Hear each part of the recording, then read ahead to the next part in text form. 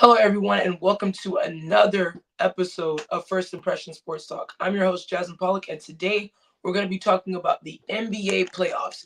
Let me get my camera straight. We're having some difficulties, but I want to talk about the NBA playoffs, and today I'm really excited because I think I'm going to start off by saying that we're in a new era of basketball. Kevin Durant's gone, Steph Curry didn't make it in, LeBron's out. So we're seeing a lot of the guys that, start, a certain generation off.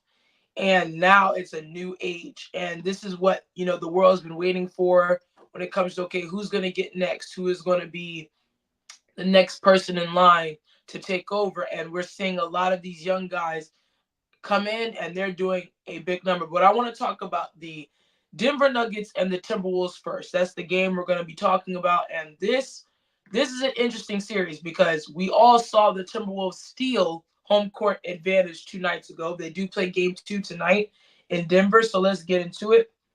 So the Denver Nuggets are the defending champs. They get the win, or they get the series win over the Los Angeles Lakers, and they've been owning the Lakers for the past couple of years now. So it's been a big deal of, okay, who's going to stop this Denver Nuggets team? Who's going to really put these Denver Nuggets on, their butts? And obviously we have the Timberwolves who are coming in as a hot young team who are competing. But if you look at how they matched up, you have Karl Anthony Towns, you have Rudy Gobert, two bigs, and then you have Jokic, and then you have Aaron Gordon, and then you have Porter, and they matched up very well. And to break it down, Jokic made nine attempts from three. What does that mean? That means they kept him out of the paint. And of course, that guy Ant-Man, I don't know what you can do to stop him because he's a menace. The kid is able to just create separation to not only on the offensive side of the ball, but also the defensive side of the ball, where he is putting people in uncomfortable situations. I remember the one play, the dagger of the game. This was not when he goes all the way down and gets the layup, but when and this was over Jokic and Pope, right? He's backing up, the shot clock's going down, and then he does the fadeaway shot. And I said, that is a killer instinct mentality that we've seen Jordan and Kobe have. So seeing what Ant-Man is doing, and then him being the youngest player since Kobe to get back-to-back 40-point games it's astonishing to me. And then not only that, like I said before, in the last show, Timberwolves haven't won a playoff series since 2004. And now you're seeing this young Timberwolves team, well-coached young team. And then not only that, you can see his leadership. Like, if my team needs this, he's going to go get it. He's going to be that killer that they need. I'm not waiting for someone else. He's going to go get it. And we're seeing that, in a big stage like this. It's not just against, this team or that team. He is going in these buildings. He got Durant out of here. Then you're going into the defending champs' building, in the game one, and you punch them in the mouth. Now, I don't think they're going to sweep the Denver Nuggets, but the Denver Nuggets better make sure they're on their game, because Jamal Murray had 0 points the first half. That's not going to cut it, especially against this team that is hungry, and now they feel like, man, we can beat this team, and we know that we have the size to match, we have the players to match. That is scary to me, and I feel like if they're able to keep Jokic off the pin and keep him on the arc, leave him there. That is one of the biggest things in the game or in the series for them, is to keep Jokic off the pin, because if you have Jokic going down those lanes, able to get those double doubles, able to get those rebounds and get those easy second point shots and getting those assists, that's where the Denver Nuggets thrive. But if you're able to neutralize him and keep him out, and then you're able to keep Jamal Murray in check, that's a big deal. And not only that, on the offense side of the ball, you're doing damage as well. So, I mean, let's look at some of the numbers. So, Jaden McDaniels, he had 0 points. That's not happening again. Karl Anthony Towns, he had 20 points. If you look at that, that's you need that from your big. Rudy Gobert had 6 points, but look at the big thing. He had 13 rebounds. That's a big deal. You look at Anthony, he had 7 rebounds, 3 assists, but he had 43 points. Then you look at Mike Conley Jr., the legend. He had 10 assists, 14 points. That's a big deal. And you have Naz Reid, 16 points, and most of his points came in the fourth quarter, so that's a big deal. So when you have your guys around you getting those things going, you're going to potentially win that game. Whereas you look at the Nuggets, Michael Porter Jr. had 20 points, okay. Aaron Gordon had 9. Jokic still had 32, but look at this. He only had 8 rebounds and 9 assists. You kept him out. You're not going to stop Jokic from getting his points because he's going to get his points. But you kept him out of the paint to where he does his most damage. Then you look at Pope, you get 6 points. Jamal Murray, 17 points. That's not going to cut it for Jamal Murray. And he started off slow, so that's not going to cut it. But I think tonight they're going to be able to turn around. But if the Timberwolves have that same philosophy, that same way of beating the Denver Nuggets, they're definitely going to win the series. And if I had to pick, if they ask Jazz, who do you think is going to win the series? You can never underestimate the defending champs. But if the Timberwolves are able to win this game tonight, I don't think Denver's winning. I don't. I think if Denver wins, we can probably get like maybe a game 6 or 7. But I couldn't choose because I'm still trying to figure out who the Timberwolves are. I've seen what the Denver Nuggets are and how battle-tested they are. But this is definitely going to be a good series. I think it's going to be a phenomenal series. So we'll see. I'm rooting for the Timberwolves just because. But I think it's going to be a phenomenal series, and I think it's going to go back and forth. We're going to see some great basketball. But let's get into the other series. So we have, let's look at it. The Nuggets and the Timberwolves, and then let me go back some more. Then we have now this one's going to be cool. Dallas Mavericks versus the OKC Thunder. Now, that series is going to be interesting because you have the Dallas Mavericks, who are seasoned, and not only seasoned, have been battle-tested, but also have Kyrie Irving, who's also a veteran in this league, an NBA champion, and also battle-tested, against a Thunder team who is young, who is gritty, who is physical, and knows how to win. Now, this is going to be some great basketball. All these series, if you look at it, is going to be some great basketball. And the Mavericks, the game 1 between OKC and the Mavericks are going to be tomorrow at 9:30. I'll say this. I think OKC is going to get the first game, but I think this series could definitely go to 7. I will give the edge to the Mavericks just because of they've been in this moment before, and they know that Luka's been battle-tested before. It's just him getting over that hump. He's been to the conference finals before. Kyrie Irving's been there, done that. He's been at, many different teams. Kyrie is an NBA champion. He knows what it means to win. So I feel like I think OKC's going to get the first game for sure. I think they're going to get the first game, but I think this game's going to go to 7. But I'll give the edge to the Mavericks because I think Kyrie is going to make that one shot or that one play that's like, oh my gosh, and he's going to put them to sleep. So I definitely think the Mavericks are going to win. But I want to talk about a little bit about the Clippers. We all know the Mavericks beat the Clippers. They've been having the Clippers number as well, but this is concerning for the Clippers because I feel like this era for the Clippers is over. We've seen it too much where we think, oh, the Clippers, man, they have Kawhi, they have Paul George, and they go get James Harden, they get Westbrook. So Bomber built a team to compete for a championship. They did go to a conference finals before. They didn't get to the NBA championship, but what is concerning is Kawhi Leonard's health. Kawhi Leonard has been unhealthy for a very long time, and it is a problem. I see some of the comments. Denver can recover from an 0-2 deficit. Okay, that's, of course, they're battle-tested. Like I said, they're definitely a team that has been battle-tested, has been there. Minnesota is more talented team nonetheless. Yes, they are. We got OKC in 6. Okay, that's fair. But back to the Clippers. I think for the Clippers, it's just very annoying to me that you built this team, this stacked team of And then you get a great coach in Ty Lue, and you would expect that the Clippers would be a championship, would win a championship by now, but it's not going to happen. I think there's too much going on with the Clippers. I think there's too many egos. Also, Kawhi can't stay healthy. I mean, when he's healthy, he's still Kawhi Leonard. He still gets the job done, but his health is always like, oh, he's not coming in this series, or he's not playing these set of games. And fans, it's just, let's see. Clippers need jettison Kawhi Leonard. It's.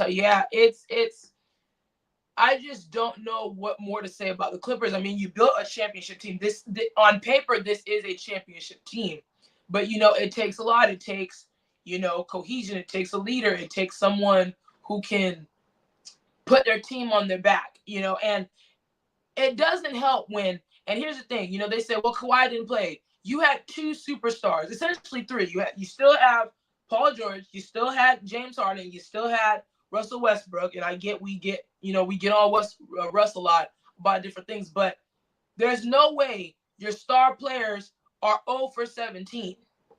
There's no way. There's no way. Hold on. Let's go look at these stats, because these were astonishing stats. How is it that your star players, Paul George, and it's just ridiculous. Hold on, let's go to, what was it? Here we go. So Clippers lost 114-101. Okay. How is it that Paul George had a better scoring with only 18 points? How does that happen? And then James Harden gives you 16? No, there's no way that they should have had that. When you have Kyrie has 30 and Lucas has 28, you got to outscore them to win this game. And then they're getting help. Norman Powell had more points than Paul George and James Harden with 20. And Norman Powell's a dog. I'm not saying that is a diss, but your star players didn't even crack 20 points in a closeout game. It's really frustrating. Clippers had championship team on paper since Kawhi got there. Never healthy. Yep, exactly. They were never healthy. And if I'm Ballmer, you got to build this team up. You have to. There's no possible way you can keep this team together. I think James Harden, he had that game, in game one of the series where you're like, man, oh no, hold on. But then falls off. When we're talking about championships, we're talking about you have to consistently do that. You have to consistently have that type of performance in a playoff series. And it's frustrating because time and time again, we have seen James Harden in these moments where, oh man, James Harden, he had, when he was in Houston, 30 and 20. He's having those 30-point games, 40-point games every week, every day, every game. But in a closeout game, you're 0 for 17, you're 0 for 12, you're 0 for 18. No, Harden. You can't have that. And frankly, I'm over James Harden. I'm over James Harden. I'm getting tired of him because we have seen so many times, like I said, of him getting his way. He should have stayed in Houston. You could have won in Houston. You very much so could have won in Houston. But the late great Kobe said that style of play is not going to get you anywhere. And that's just what it is. Trade Kawhi, Harden, and Westbrook, sign team-friendly deals, or bounce. I agree with that. I do. I just think you can't, especially you're building the new arena. The Clippers, this is just, I don't know what to say. There's a lot wrong with the Clippers, and I don't see their future being very bright. And I feel like they're in the same position as the Phoenix Suns. The Phoenix Suns are in trouble. The future's not bright for them either. But for the Clippers, they're one of the most disappointing teams that we've seen, where we think like, man, they get Kawhi, they get Paul George. All right, they got two star players, and then you have your role players. Then you get a James Harden, could be the third option. That's not a bad third option. Then you get Russ from the Lakers. He had there was moments where the Clippers were a scary team in the beginning of the season, but you know what happens? Health. It's always about health with them. But I digress. I think when it comes to the OKC and um, Dallas Mavericks, I have a game 7. I think that game could go. I think that series can go far, but I'll give the edge to Dallas. But I wouldn't be surprised if OKC won. But let's look at the Eastern Conference because we have the Boston Celtics. I believe they are facing the Cleveland Cavaliers. The Cleveland Cavaliers. This is the first time getting to the second round without LeBron, so it's a big deal. I'm sure the Cleveland fans are really happy about that. Unfortunately, I don't have the Cavaliers beating the Celtics. um, do I want to say sweep? No, but I'll give Cleveland one game because I know Mitchell is there. I know Mitchell can do some damage. They have some guys on there, but um, I think the Celtics gonna win. But I will say this: Porzingis is injured. That could play a role in some things, definitely. So we'll definitely watch out for that. But I don't think the Cavaliers have enough to beat this Celtics team because obviously the Celtics team is looking for that championship. They have a championship roster. They've been the best team. They've been the best team in the East for the longest time. But I don't think the Cavaliers can beat the Celtics. No, I'll probably give them maybe one game possible, but I don't have them beating the Celtics. So that series is whatever. But this Knicks series, let's look at this. This Knicks and Pacers series could be very interesting. This is another series I'm really excited for because there's a lot of unknowns with both of these teams. The Pacers are just getting back. They beat the Milwaukee Bucks, and you have the Knicks. I'm really excited for this series because you don't know what you're getting. Jalen Brunson is a dog. This kid, I don't know what to say about Jalen Brunson. Like, I did not see this coming from him and how he's playing and how he's putting this Knicks team on his back. And they have stars all around. They have guys that can play, but man, this series could definitely go to 7. This series right here, if I had to pick any series out of the whole NBA playoffs right now, this is the series to watch out for because there's so many unknowns, and I think to me this series is a bit overlooked. We're talking about the Denver Nuggets, we're talking about the Mavericks and the OKC. But this series right here, this is going to be a very competitive series. But I'm gonna be honest, I can't pick this series because I feel like, man, they are very these two teams right here have been through a lot. They've been through a lot, and they're getting back to that winning form. They're getting back to getting people involved, getting back to being relevant again.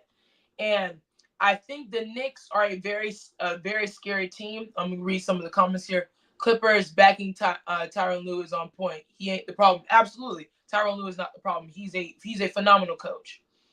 Boston in 6. Yeah, like I said, Boston in 6. Well coached with depth. Cavs are a solid team. Yeah, for sure. But like I said, I'll give Cavs one game, but that's pretty much it. Cleveland more complete team than Knicks and Pacers with #injuries. Okay, fair enough. Knicks in 6. New York Knicks are going to the conference finals. Hey, that's what everyone is predicting. I'm excited for the Knicks. I am excited for the Knicks because I know their fans have been waiting a long time for this moment, for them to get back and really say, man, are the Knicks back? And they're behind Jalen Brunson 100%. Jalen Brunson is their guy. And whatever happens, keep Brunson. Go get him some help. Go get another. There's a lot of star players that are going to be in free agency coming out. And I think they need to go get someone. If whatever happens, if they do ended up not winning, they need to go go get some guys around Brunson. Pacers don't want the smoke, talented team, but it's New York's time. I think this season can go to 7. I do. And what's scary about all of this is I hope that what's scary for the Pacers is you beat a Milwaukee team that didn't have their star players most of the time. Lillard was in the boot. And I'm telling you, if Lillard stayed healthy, I don't know if the Pacers would have won, especially what I saw in game one. I don't know if that would have happened. I don't know. But, injuries happen. So, of course, you take advantage and, you get the job done. Of course, Giannis was injured as well. But I'll get into the Bucks in a minute about my take on them. But there's some exciting series going on. I feel like when you look at all of these series, I think that they can be competitive well, when we look at the Celtics and Cavaliers series, I think the Cavaliers will get one, but that series is not going to be as competitive as people think. But the Knicks and Pacers, competitive series. I think that OKC and Mavericks, competitive. I think the Nuggets and the Minnesota Timberwolves, that's going to be a competitive series. This is finally time where we're saying, okay, LeBron is out, KD's out, Curry's out, Giannis is out. We got a new wave of players, a new wave of young guys coming in, making a name for themselves, and now it's time.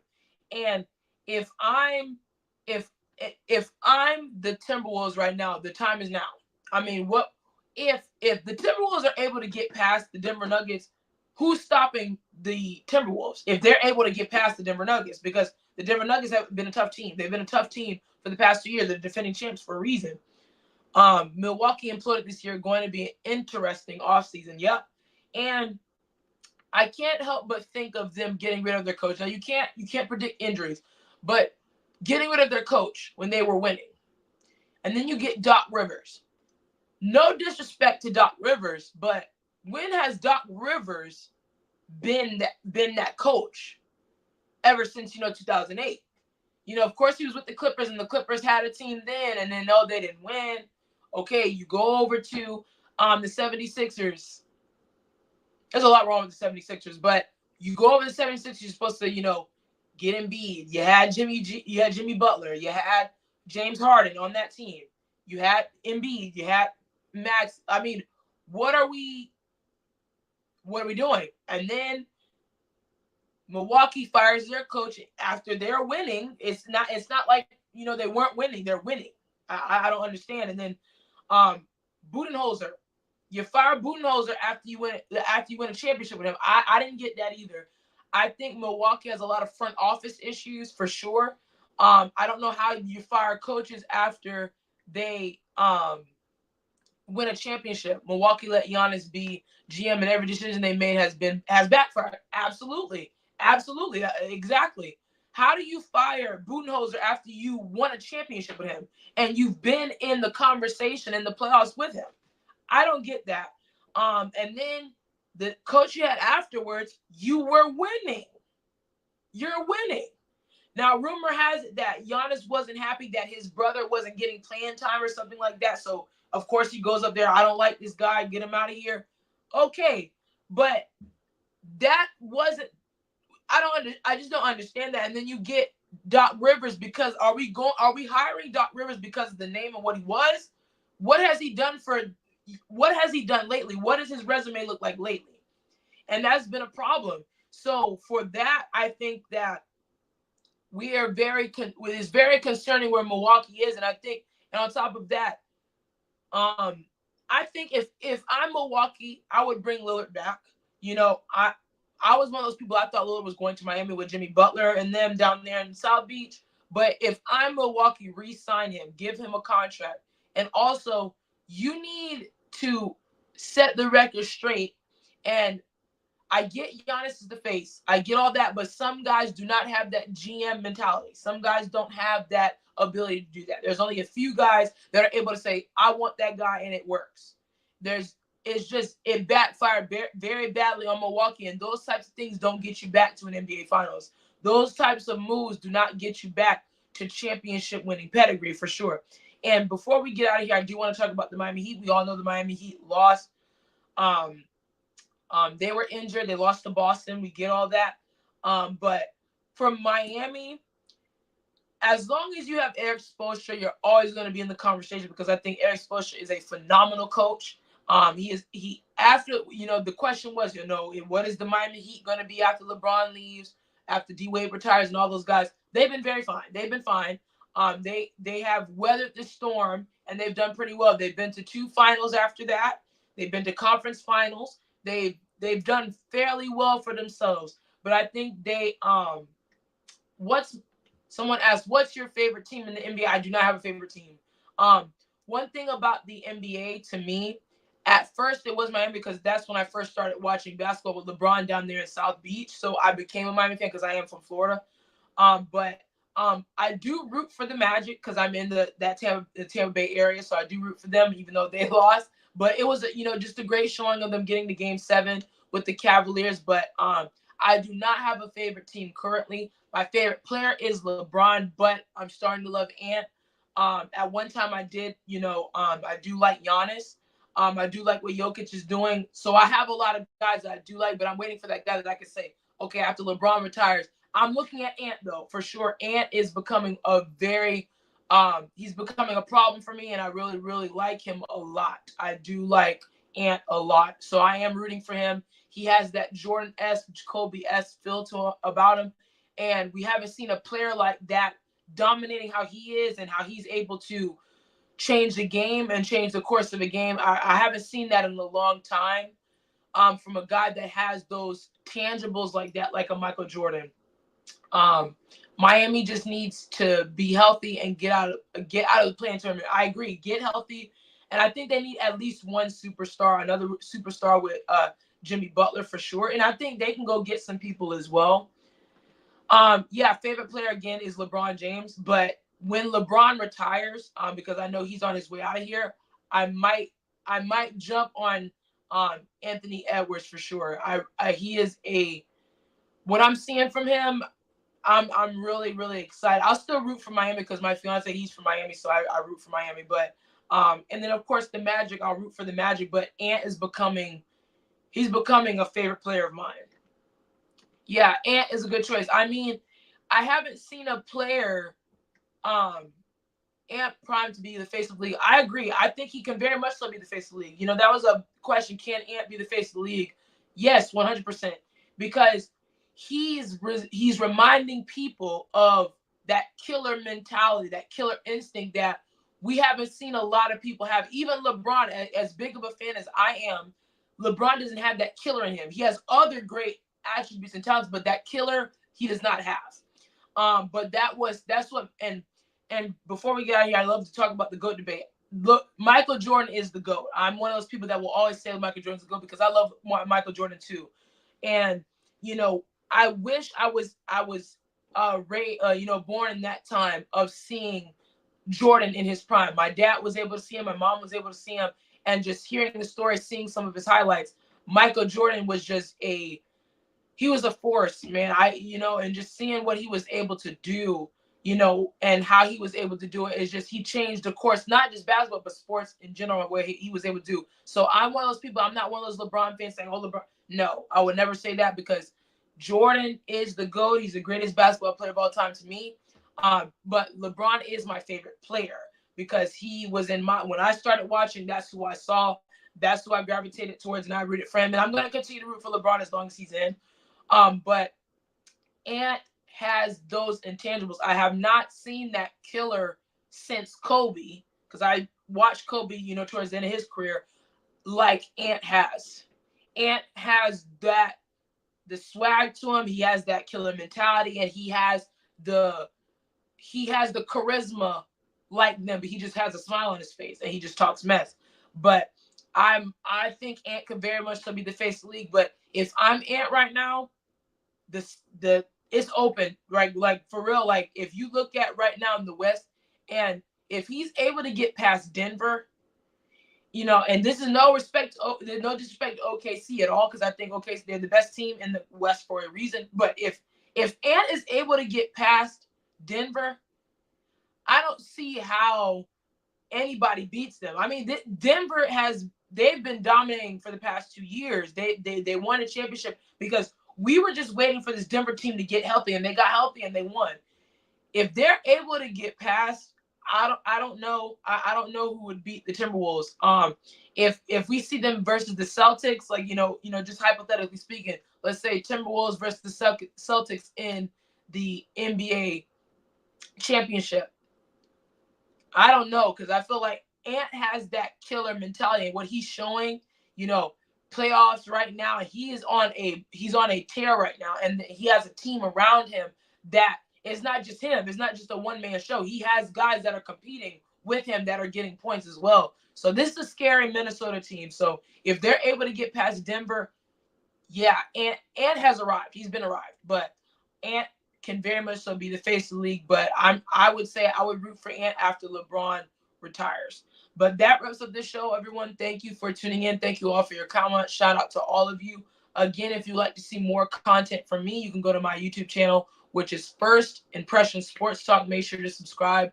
I'm gonna be starting my show back up because I took a break off because I did a huge NFL draft show that was 3 hours long. So I took some time off of that, and I'm going to get back to doing that. So every week I will be on. You'll see me do shorts, short videos, live shows every week. But if you'd like to tune in, definitely subscribe to the channel, which is First Impression Sports Talk. One more comment before we go. I can't wait for Shy versus Ant so y'all can put some respect on KC's name. Yeah. But yeah, I'm definitely excited for this NBA. I haven't been excited in a long time for the NBA for a while now because the super teams thing has been it's been tough for me because I've had my issues with the NBA. But this is exciting because we have new faces in and they're all making a name for themselves. So I'm really excited. But this wraps up the show. Thank you all. I'll see you guys next week for more NBA talk. So that's what we're going to be doing. So have a good one.